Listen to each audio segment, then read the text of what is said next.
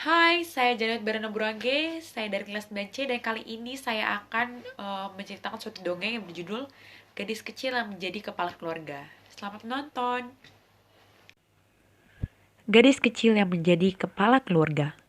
Dahulu kala ada sebuah keluarga yang terdiri atas seorang bapak, 3 orang putra, dan 3 orang menantu perempuan. Ketiga menantu itu sering meminta pulang ke rumah orang tua mereka. Sang bapak lama-lama kesal oleh sikap menantu-menantunya itu.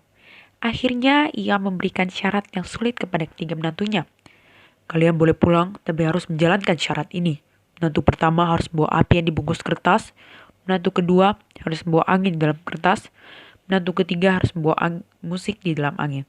Kata sang bapak, jika tidak bisa membawa hadiah-hadiah itu, kalian tidak boleh kembali lagi. Katanya lagi. Ketiga menantu itu pun pergi ke rumah orang tuanya masing-masing. Setelah seminggu berada di rumah masing-masing, mereka kemudian mengadakan pertemuan di suatu tempat untuk pulang bersama-sama. Tidak satu pun di antara mereka bertiga yang bisa mendapatkan hadiah yang diminta mertua mereka. Tapi mereka tetap memberanikan diri pulang. Di perjalanan, mereka bertemu dengan seorang gadis kecil yang menunggang kerbau. Ia bertanya kepada 3 menantu itu apa yang mengganggu pikiran mereka. Ketiga menantu menceritakan keinginan mertua mereka. Gadis itu tertawa. Aku tahu hadiah apa saja yang harus kalian bawa. Hah? Bagaimana bisa? Kau hanya anak kecil, kata salah seorang menantu. Gadis itu memberitahu bahwa hadiah pertama yang harus dibawa menantu pertama, api dibungkus kertas adalah lentera kertas. Hadiah yang harus dibawa menantu kedua, angin dalam kertas adalah kipas kertas.